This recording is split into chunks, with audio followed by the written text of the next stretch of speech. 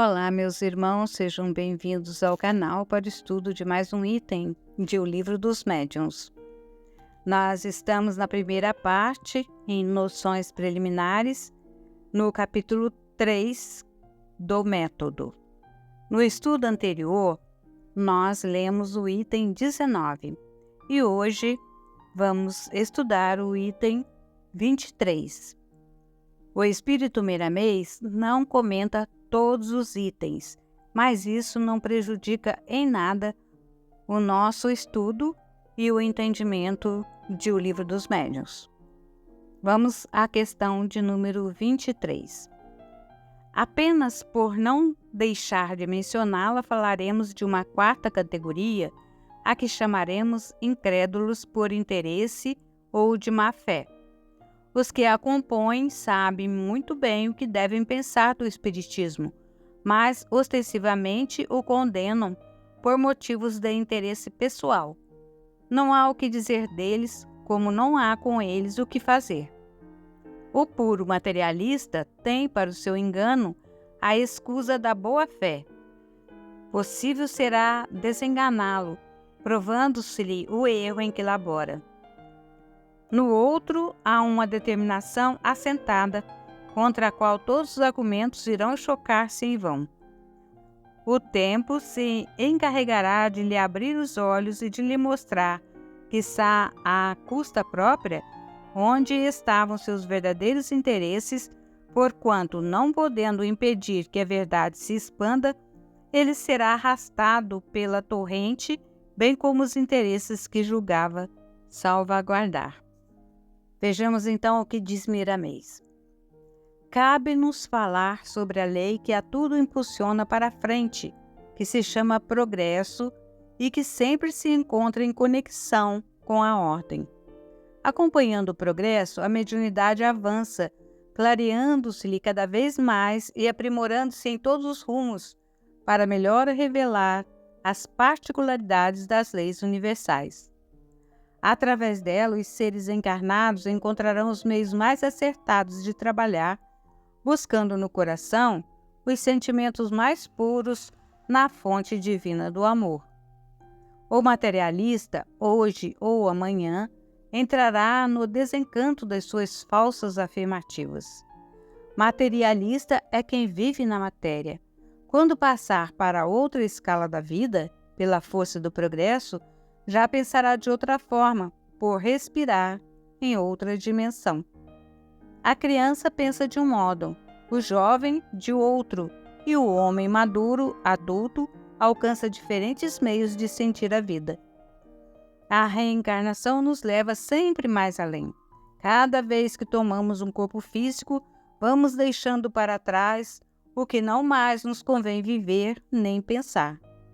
Isto está na lei do crescimento espiritual. Todos emergimos da simplicidade e da ignorância, porém não ficamos lá. A lei de Deus quer que despertemos nossos valores morais e espirituais, guardados em nosso íntimo pelas mãos de Deus. Como negar o que o Criador estabeleceu na criação? Como negar a própria criação visível, se não fomos nós que a fizemos?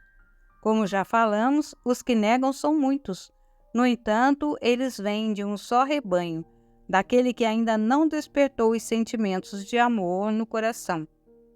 Os valores espirituais neles ainda dormem, entretanto o tempo deverá convencê-los de maneira que eles passem a sentir a verdade que tem o poder de libertar, iluminando a simplicidade e livrando-se da ignorância pelo saber.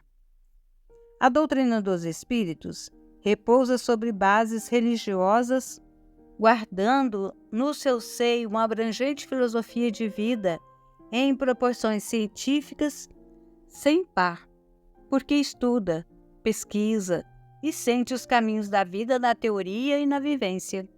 A mente humana cresce com o progresso, requerendo ideias novas e mais lógicas, como sendo alimento para a alma e força para o prosseguimento na sua jornada.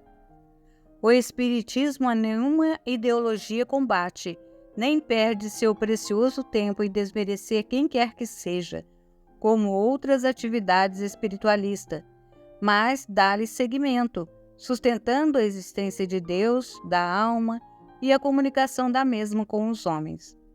Isto não é novo no mundo, mas somente agora, com a doutrina espírita, revivendo Jesus, a educação do mediunismo se processa com mais facilidade, sendo estudada amplamente nos livros da codificação de Allan Kardec.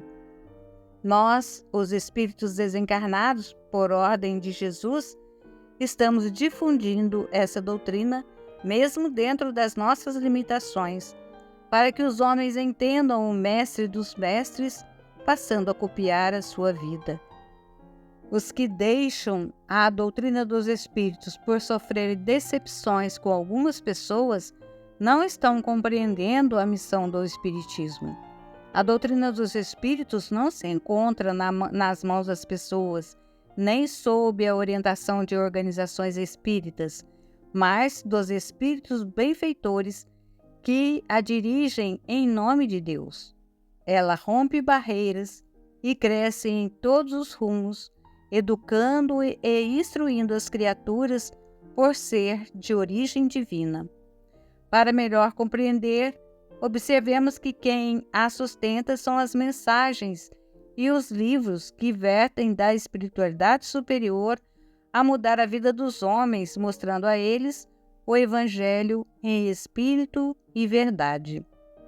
Aos médios que são muitas vezes injuriados, maltratados e perseguidos desde que acompanham Cristo a serviço de Deus, nós lembramos o que disse Paulo: Estai, pois, firmes, cingindo-vos com a verdade e vestindo-vos da couraça da justiça. Efésios capítulo 6, versículo 14. Para dar o exemplo de discípulo do Mestre em todas as circunstâncias da vida, porque o progresso nos diz que devemos melhorar e não apenas falar muito de Jesus, mas vivê-lo em todos os instantes da nossa existência.